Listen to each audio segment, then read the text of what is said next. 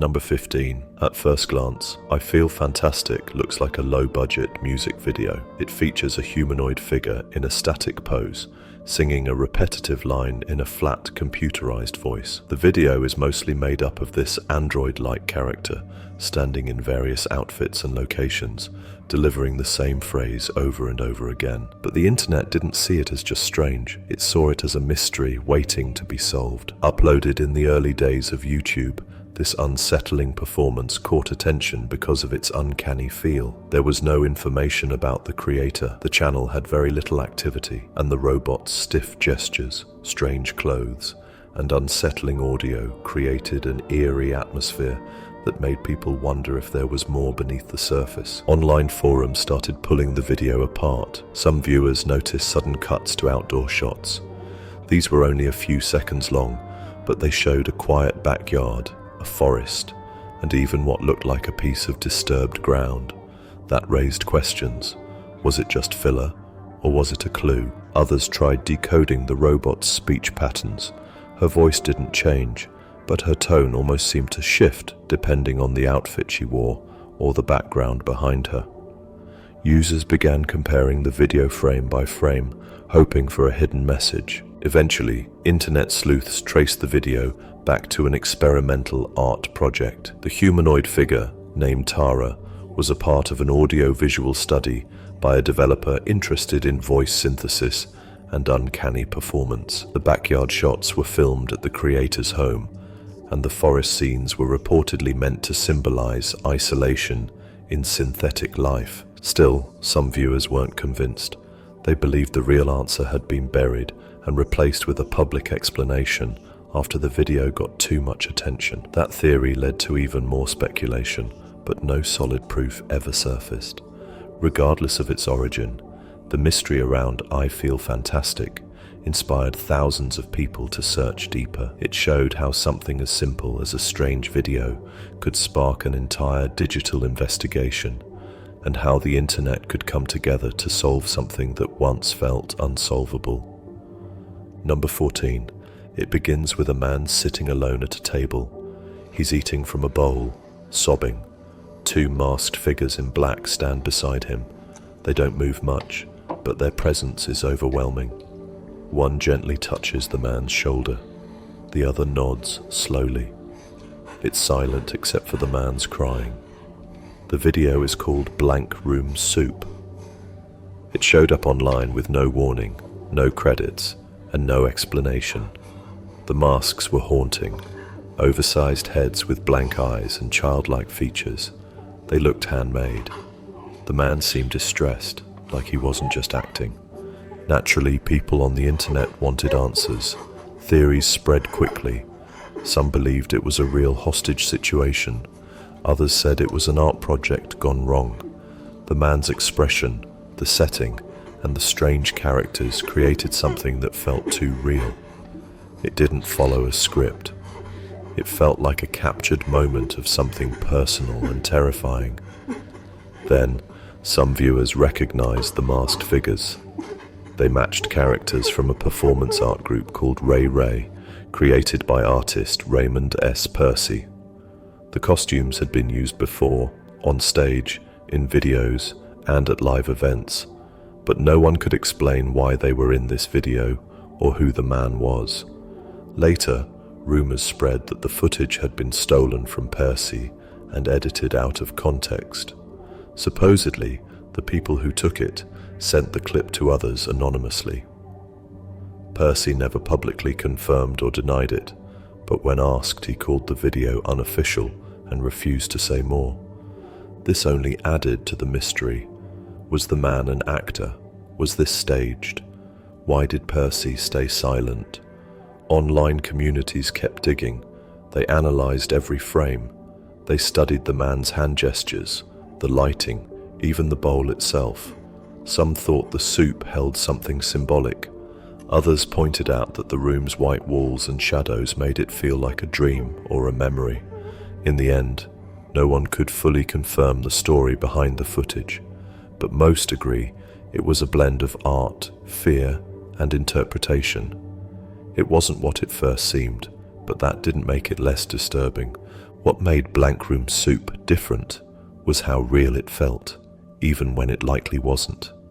It blurred the line between fiction and truth in a way few online videos ever have.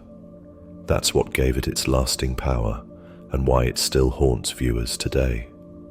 Number 13. For a long time, Mortis.com was just a black screen with white text. No images, no links, no sounds, just one line in the middle. Mortis. Below that, a place to type a password. That was it. People found it by accident.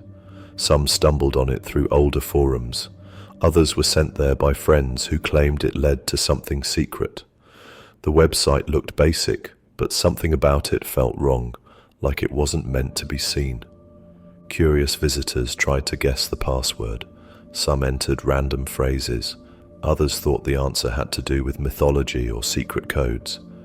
When nothing worked, users on Reddit and 4chan began working together.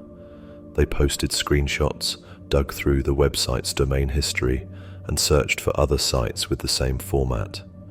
They found a few leads. Mortis.com had been registered years earlier. The owner used a privacy service, making it hard to track. But its name, Mortis, caught attention. Mortis is Latin for death. That led to more theories.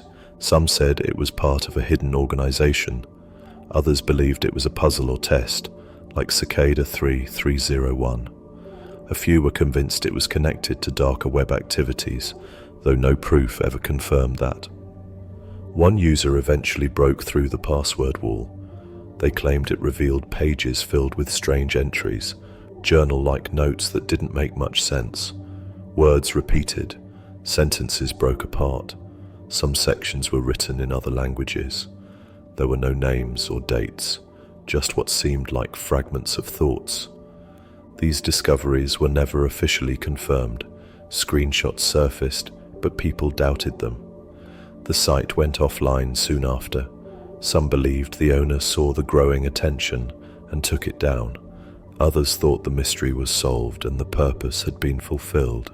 What made Mortis.com so chilling wasn't what it showed, it was what it didn't. The complete lack of design, the strange name, and the locked interface created a sense of unease that stuck with visitors. Even if it was just an abandoned project, it left a mark on the online world. Mortis.com reminded people that some websites aren't made for everyone. Sometimes a blank screen and a password box are enough to spark years of questions, and sometimes the scariest part is never knowing the full answer. Number 12. It started as a normal live stream. A young woman named Tessa sat in a dimly lit room, speaking quietly to the camera. Her expressions were calm, but something felt off. Her voice wavered at times. Her eyes darted away as if someone else was nearby. The room looked plain, almost too plain, just a chair, a wall, and her. The channel hosting the stream was new. It had no description, no links, and no identity. Viewers first found it by chance. At first they thought it was a performance, maybe a form of art or low-budget storytelling. But as more people watched, they noticed patterns. Tessa spoke in a rehearsed tone, often repeating phrases like, "Everything is fine," or "I'm safe now." She'd smile, then pause for long stretches, just staring. During some streams, faint noises came from off-camera, a door closing, muffled footsteps, a light flickering for no reason. Viewers in chat started asking, "Tessa, are you okay?" She never answered directly. Sometimes she would nod slowly or look straight into the camera for several minutes, not saying a word. People online began saving her streams, posting clips, and asking for help. They shared theories. Some thought she was part of an alternate reality game. Others believed she was trapped and trying to send coded messages. One video even showed her holding up a cup that seemed to have writing on the bottom. It was hard to read, but it looked like a date. After several weeks, the channel suddenly vanished. All the videos were gone. No final post, no goodbye, just silence. But the internet wasn't done. Viewers traced her stream backgrounds and lighting to a rental unit in Los Angeles. Using timestamps, sound echoes, and even window shadows, online communities mapped out possible locations. Eventually, someone connected the channel to a small production team working on an interactive horror experience. It had been a performance, but one crafted so well that people believed it was real.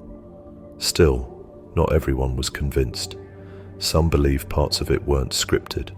Others think it may have started as fiction, but turned into something more serious behind the scenes. The uncertainty lingers. Watching Tessa worked because it leaned into the quiet, not the shocking. It never told you what was happening. It let you feel it. That's what made it so effective, and why, even after being explained, it never truly stopped feeling eerie. Number 11. Stories of strange games on the internet are nothing new. But one stood out from the rest. A game known only by a name passed around on forums. The White Door. It wasn't found on any app store or major website. Instead, players claimed they discovered it deep within the dark web, where links vanish and pages shift. The first time anyone mentioned it was through a screenshot. A plain door, no text, no instructions, just a single clickable area, the doorknob. Users said once they clicked it, the screen would fade to white. Then it would open with strange symbols, flashing lights, or distorted messages. What made the White Door so strange was that it didn't feel like a game. There were no levels, no goals, and no ending. Instead, players were asked questions. Some were harmless, others were personal, like asking for favorite memories, fears, or past regrets. The game would then react, not with points, but with sound effects, videos, or even unsettling phrases like, "That's not true, is it?" Online communities became obsessed. They tried to map the game's responses. Some users reported that after exiting the game, they received emails or messages referencing what they typed. A few even claimed their webcams turned on for brief moments without permission. Whether that was true or not, no one could verify, but it was enough to spook people. Eventually, someone shared a download link. Experts dug through the files and found code pointing to an older interactive engine. It wasn't advanced, but it was designed to pull system data. That explained how the game could appear to know things about the user. It accessed local files like browser history or login names. Once this came to light, the White Door disappeared. The link went dead. The forums that hosted its discussions were shut down. Some believed it was part of a test, a social experiment meant to see how far curiosity could push people. Others think it was always just a clever trick made to feel personal. What made this mystery last so long was its silence. The game never explained itself. It never told you what it wanted. It just opened a door and waited. That unknown space, the one just behind the screen, is what left players thinking about it long after they closed the window. Number 10. In cities across the United States and even parts of South America, people began noticing something strange. Embedded in the asphalt were colorful tiles with odd messages. Each one looked handmade, pressed directly into the road. Most read a version of the same message. Toynbee idea in movie 2001. Resurrect dead on planet Jupiter. At first, no one knew who placed them or what they meant. The font was blocky, the spacing inconsistent, and the messages were deeply cryptic. Some had added phrases like, "Murder every journalist," or "You must make and glue tiles." The tiles looked old, weathered by traffic and weather, but they were sturdy, meant to last. Online forums started collecting photos. Maps were made, charting tile locations. People guessed at the message. Toynbee referred to historian Arnold J. Toynbee. The movie 2001: A Space Odyssey was clearly a reference to Stanley Kubrick's famous film. Together, it suggested someone believed in a way to bring people back to life on Jupiter. The mystery wasn't just about the message, it was also about how the tiles got there. Some were in busy intersections, which meant whoever placed them had done so without being seen. The method turned out to be clever. The tile creator would carve the message into layers of linoleum, wrap it in tar paper, and place it in the street. Over time, traffic would press it into the asphalt. Eventually, internet users traced the tiles back to a man in Philadelphia. He drove a car with no passenger seat and a hole in the floor, perfect for dropping tiles unnoticed. While he never came forward, people living near him remembered his obsession with the messages and his dislike of mainstream media. He had even sent letters to TV stations years earlier with the same wording. Though the person behind the tiles was likely found, he never publicly explained his purpose. That left the deeper meaning a mystery. Was it a warning, a belief, or just an idea that he felt needed sharing?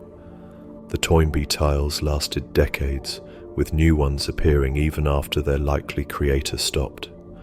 They became part of urban culture, mysterious, quiet, and oddly poetic.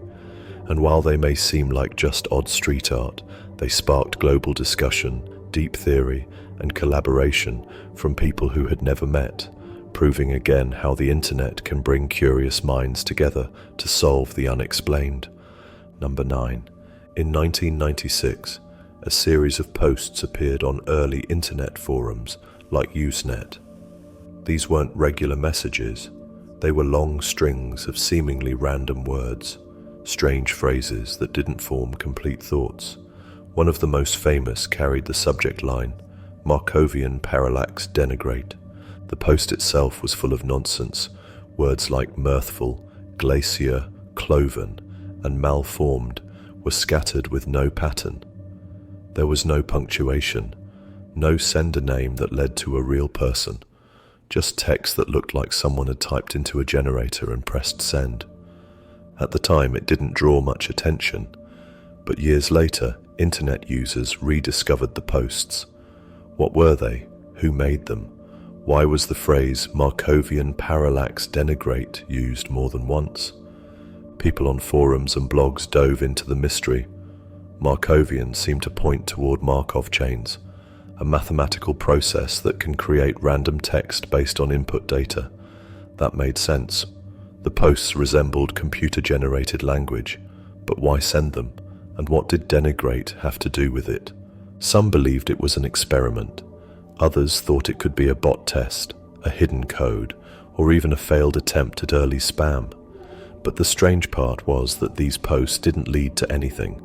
They had no links, no ads, and no follow-up replies. Years later, someone traced one of the usernames to a woman who once wrote for a local newspaper. But when contacted, she said she had no idea what the posts were and hadn't used those forums. Her name may have been used without her permission, or it may have been a coincidence. The trail went cold again. Still, theories kept growing. Some believed it was part of a secret project, hidden in plain sight. Others guessed it was an art piece that never got finished. A few thought it was nothing more than digital noise, just leftover code dumped on the web. Despite all the guessing, the identity behind the posts was never proven, and that kept the story alive. The phrase Markovian Parallax denigrate became famous in internet mystery circles, showing up in YouTube videos, Reddit threads, and even podcasts. It reminded people that even the smallest digital trace, a few random words on an old forum, can spark a global hunt. Whether meaningful or meaningless, the mystery worked because it had no clear end. It was internet curiosity at its purest, and that's what kept it alive. Number 8. It began like many rental searches. A young man was looking for a new apartment and found a listing on Craigslist. The price seemed fair, the location was good, the photos were simple, just a few shots of an empty living room, a hallway, and a small kitchen. He set up a visit, toured the space, and moved in soon after.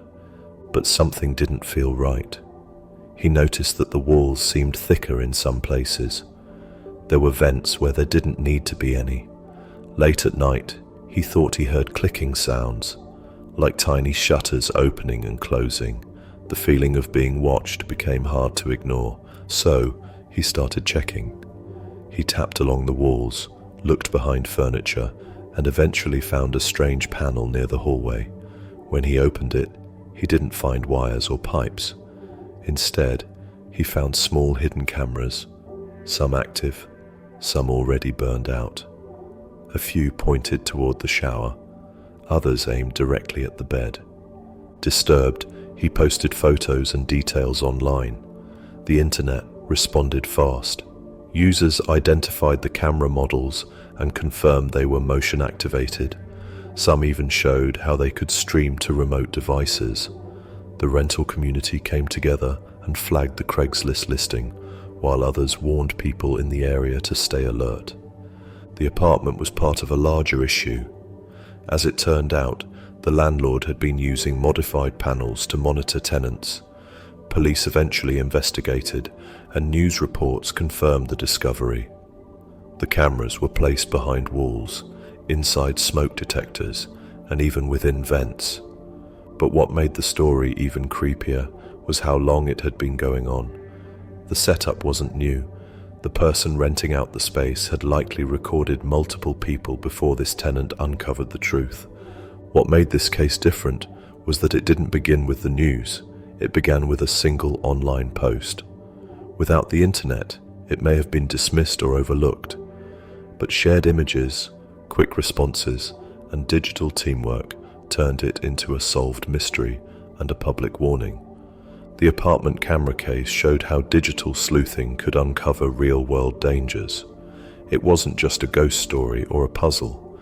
It was a reminder that sometimes the scariest things are hidden right in front of you, and the internet, for all its flaws, can still be used to shine a light in dark corners. Number 7.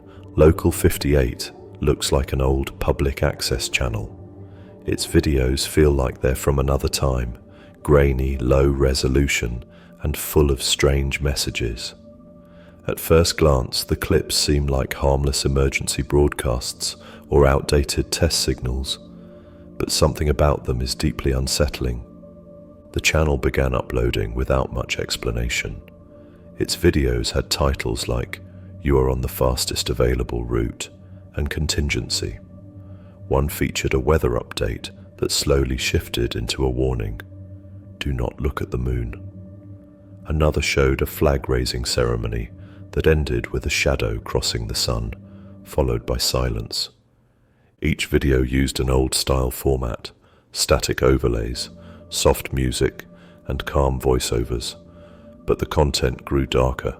Warnings turned into commands. Instructions told viewers to stay inside, obey unseen forces, and avoid the outside world. Online communities took notice. They analyzed frame by frame, finding symbols, hidden text, and subtle glitches. Some discovered that the channel's name, Local 58, had coordinates hidden in its metadata. Others realized the videos followed a strange internal timeline, almost like they were building a larger story in pieces. The creator was eventually identified as an artist known for analog horror, a genre that blends nostalgia with surreal dread. Local 58 wasn't a real broadcast station. It was a project designed to mimic one, telling a fragmented story through fake emergency signals and eerie programming. But what made it so effective was its realism. The details were perfect: emergency tones, old news fonts, and region-specific phrases. Viewers weren't just watching horror. They were made to feel like they had stumbled onto something real, something meant for someone else. Even after its origin was revealed, the channel didn't lose its edge. People still revisit it to explore deeper meanings. Some believe the story is about a hostile force controlling Earth. Others say it's a reflection on media influence and blind obedience. The mystery of Local 58 wasn't about who made it, it was about what it made people feel. The fear came from how close it felt to real life. A small twist in an everyday broadcast. A soft voice giving the wrong instructions. That's what stuck with people. And it proved that sometimes the scariest stories don't scream at you. They whisper from a screen that looks just like the one in your living room. Number 6. For years, one Reddit user confused and fascinated the internet. The username was simple, at 858DE45F56D9BC9. The posts made by this account weren't ordinary conversations. They were long strings of numbers and letters, random at first glance, like encrypted messages or computer data. The posts appeared in a subreddit made just for that user. No context, no replies, just strings of text, sometimes spaced evenly, sometimes scattered. People started noticing in 2011 and quickly grew curious. Was it a code, a test, or just digital noise? Online communities worked tirelessly. Programmers, cryptographers, and puzzle enthusiasts came together to break the patterns. Some thought it was using a known cipher. Others believed it might be an advanced hash or a custom encryption style. The subreddit became a gathering point for those determined to decode it. Then, just as quickly as it had begun, the account stopped posting. For years, nothing happened. No updates, no new codes. Users speculated that it had been a social experiment or maybe a failed attempt at communication. The mystery was still alive, but the activity had ended. Until it didn't. In 2021, after nearly a decade of silence, the account posted again. It wasn't random characters this time, it was a plain message, "I am alive." It was short, clear, and deeply unsettling. That one line brought everyone back. Forums lit up, theories returned. Was it the same person? Why now? Some users believed the entire project was part of an alternate reality game. Others said it was real-time code development, tested live in public without full disclosure. A few thought it was linked to secret communication between groups. Still, none of these ideas were ever confirmed. The account never explained itself. No real identity came forward. The person behind it remained unknown. Even after researchers decoded parts of the messages, they found only short phrases or incomplete words, just enough to raise more questions. What made A858 so compelling was how simple it was. No fancy visuals, no viral marketing, just code. But it tapped into a very real curiosity, the idea that someone somewhere was speaking in a language only a few could understand. And sometimes the creepiest part isn't the code itself, it's the quiet in between, the long silence, the unexpected return. A single message, after years of nothing, is sometimes all it takes to make people wonder if someone's been listening the whole time. Number 5. It began like a hidden gem, an unknown YouTube channel posting videos of a game that no one could find anywhere else. The game was called Petscop. It looked like something from the original PlayStation era. Simple graphics, cheerful music, and a title screen that seemed innocent enough. But it didn't stay that way. The videos followed a player named Paul as he explored the game. At first, he wandered through colourful rooms, solving puzzles and collecting cartoon creatures. Then, everything shifted. Paul found a hidden area that changed the tone entirely. The colours faded, the music slowed, messages started to appear, strange ones about someone being watched or someone being taken. Viewers quickly realised something was off. The game was too detailed to be fake, but no one could find a copy. It didn't exist in stores, download sites, or even on emulators. The only proof it existed was through Paul's videos. People online became obsessed. They combed through each episode, looking for clues. Some frames had distorted faces. Others showed phrases that didn't match the gameplay. The narrative grew darker, hints of missing children, real-world locations, and memories trapped inside the game itself. The YouTube channel uploaded regularly, and each new part added to the mystery. Paul's voice, quiet, almost unsure, made it feel real. He wasn't acting like a YouTuber. He sounded like someone honestly trying to understand what he had found. Eventually, the channel stopped uploading, but by that time, online investigators had built full timelines. They compared notes, tied events to real incidents, and even created maps based on in-game architecture. Some viewers believed Petscop was about trauma. Others saw it as a reflection of digital ghosts, memories stuck in code. The creator later revealed themselves. Petscop was a long-term storytelling project, carefully crafted to look like a lost game. It wasn't real, but that was the point. The realism made it more effective than any traditional horror story. Petscop didn't use jump scares or loud sounds. It used suggestion. It gave just enough information to make people question what they were seeing, and that's what gave it power. In the end, the mystery was solved, but the feeling it left behind stayed. Petscop blurred the line between game and story, between fiction and memory, and for those who watched it unfold in real time, it felt like discovering something they were never meant to see. Number 4. People across the world started reporting a strange noise. It wasn't music or talking. It was a low, steady hum. Some described it like a truck idling outside. Others said it was more like a deep vibration, something you didn't just hear, you felt it. The sound wasn't everywhere. It showed up in specific places: Taos in New Mexico, Bristol in the UK, parts of Canada, and even some US cities. In each location, only a small percentage of people could hear it. But those who did said it was constant, and once they noticed it, they couldn't ignore it. People took to the internet to figure it out. Forums filled with questions. Can you hear the hum? Is it real? Am I going crazy?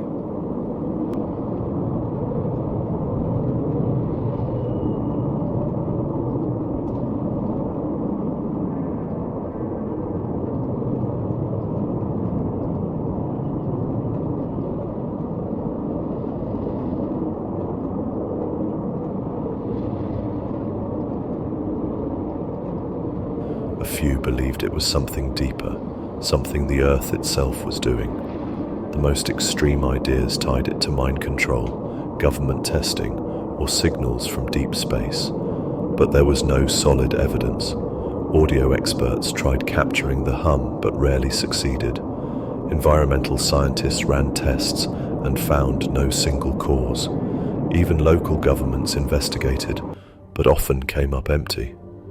That made it worse. It wasn't just unexplained, it was unprovable. One breakthrough came when researchers noticed a pattern. The hum appeared most in quiet areas, with specific terrain, hills, valleys, and deep soil. Sound travels differently in these places, bouncing and vibrating in ways that can't be easily measured. Some researchers believe that made certain people more sensitive to it. Still, not all scientists agreed. Eventually the mystery lost momentum, but never fully disappeared. People still report hearing the hum. It still shows up on message boards and in YouTube comment sections. Some find it peaceful. Others say it keeps them up at night. The hum became one of the internet's most shared mysteries because it was both global and personal. It crossed borders and time zones, yet felt like it was happening just outside someone's window. The fact that it could never be fully recorded or measured only added to the unease. And maybe that's why it lasted so long. Not because it was loud, but because no one could ever truly explain where it came from, or why only some people could hear it. Number 3. It started with a Reddit user known as Religion of Peace. He often posted in tech and military threads. His comments were casual, full of short, sarcastic replies. Then, in 2009, he passed away. At least that's what another user claimed in a memorial post. That might have been the end of it. But it wasn't. Users became curious and checked the profile.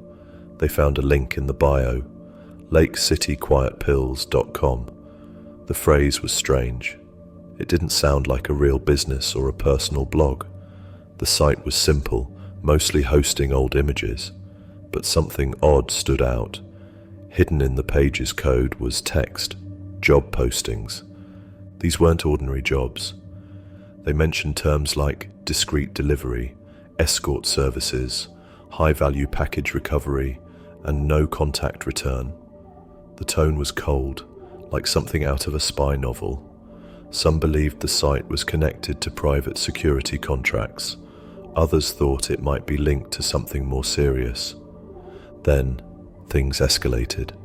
A few months after the user's passing, a countdown appeared in the site's back-end code. People watched it tick down on forums, wondering what it meant. When the timer hit 0, reports surfaced of a sudden event overseas. A well-known figure had reportedly been taken out under suspicious conditions. That's when the theory really caught fire. Could this forum, hidden in plain sight, be a way for private operatives to communicate? More clues popped up. Code in the HTML mentioned pay schedules and international airports. Users traced IPs, timelines, and dates. The more they looked, the more pieces lined up. While none of it directly confirmed anything illegal, the patterns were enough to raise eyebrows. Eventually, the site went down. The original Reddit account was inactive. The trail got cold, but by then, it had already spread far. Podcasts covered it. YouTube channels broke it down piece by piece. It became one of the most famous online mysteries solved through nothing more than curiosity and collaboration. What made the Lake City Quiet Pills story stand out was its subtlety. There was no shocking video or obvious message, just a line of code, a strange username, and a name that sounded like something from a thriller. But that's what made it work. The small pieces added up into something larger, something that made people question what can really be hidden online, especially when the clues are hiding in plain sight. Number 2. At first glance, Pronunciation Book looked like a learning tool. The channel posted short videos teaching how to say common English words. Titles were things like How to Pronounce Watermelon or How to Pronounce Chevrolet. Each video had a voice repeating the word several times, with clear tone and slow pacing. It was boring, but also strange. The voice was robotic, but not fully artificial. The tone felt too flat, almost rehearsed. And then, without warning, the channel changed. Instead of saying words, it started posting daily countdowns. No more vocabulary, just numbers. One video simply said, number 77. The next day, number 76. The internet noticed. Why was a pronunciation channel counting down? What would happen at 0? The audio tone also shifted. The voice sounded urgent, almost nervous. Then the titles began to include cryptic phrases. The storm is coming, and you are not ready. Online communities jumped in fast. People collected every video, analyzed the sound waves, and checked frame data. Some believed the channel was signaling a real-world event. A few pointed to upcoming weather changes or possible natural disasters. Others thought it might be a coded warning about something digital, like a data release. Then came the twist. As the countdown neared its final days, a new channel surfaced. 17,874,848,889. It looked similar, same tone, same vague language, but the messages got stranger. Videos included terms like Black for Thursday and Signal Oscillator, and images of blinking lights and distorted voices. The mystery ended when a group of artists behind both channels revealed it was a project called Bear Stearns Bravo, a long-running performance piece about corporate collapse, digital chaos, and communication breakdown. The countdown was part of a larger story, exploring how language, control, and systems fall apart over time. Still, not everyone accepted that answer. Some users felt the reveal came too late, or that the creators had added the explanation after realizing how viral it had become. A few believed the early videos were a different project entirely, one hijacked by someone else after it gained traction. Even with an official explanation, Pronunciation Book left a lasting impression. It started as something dull and forgettable, but it slowly twisted into something hypnotic, eerie, and strangely compelling. The internet mystery worked because it changed so quietly. It didn't announce itself, it just shifted direction, and by the time people realized something was wrong, they were already hooked, watching the numbers tick down and wondering what might happen when it finally reached zero. Number 1.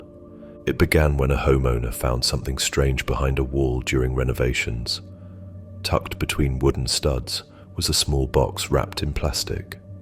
Inside it was a single VHS tape, unlabeled except for the words, "Play Me," written in fading marker. The homeowner posted about it online, unsure of what to expect. Curious followers encouraged them to digitize the tape. When they did, the video showed a shaky recording. The footage moved through a house, empty and dimly lit. The camera drifted from room to room, pausing on family photos, children's toys, and a worn-out recliner. A voice could be heard humming faintly, off camera, but never speaking. Then it cut to what looked like the same house, but in disrepair. Dust covered every surface, paint peeled from the walls. The same rooms looked hollow, like time had swallowed everything. The only clue was a clock frozen at 3:17. The video ended with static. People on Reddit and YouTube immediately got to work. They enhanced frames, studied wallpaper patterns, and even tracked the model of the furniture. One user recognized a toy from the 1980s sold only in a specific state. Another linked the wall patterns to a builder used in a particular suburb. Eventually, someone narrowed it down to a house listed years earlier in a public real estate database. Using archived photos, viewers matched window placements, furniture, and even a dent in the flooring. It was a perfect match. The house had been sold, renovated, and repainted, but it was the one from the tape. The original owner was contacted. They confirmed the footage had been recorded by a family member who enjoyed documenting the house before moving out, but no one in the family had hidden the tape. It must have been sealed during repairs by accident. Still, the questions lingered. Why was the second part of the tape so different? Was it filmed later or meant to be symbolic? The homeowner couldn't answer. Neither could the internet, but the mystery felt complete. The house was found, the footage was real, and the eerie silence of the VHS had finally met curious eyes. What made this story special was its simplicity. A forgotten object, a slow unraveling, and a community of strangers coming together to solve a quiet mystery. No horror, no jump scares, just time, memory, and the strange things that sometimes get left behind inside walls. https://www.newsweek.com. Couple, renovate fixer upper house. Realize, walls ammo 2091516. Thank you so much for watching. Don't forget to click the subscribe button.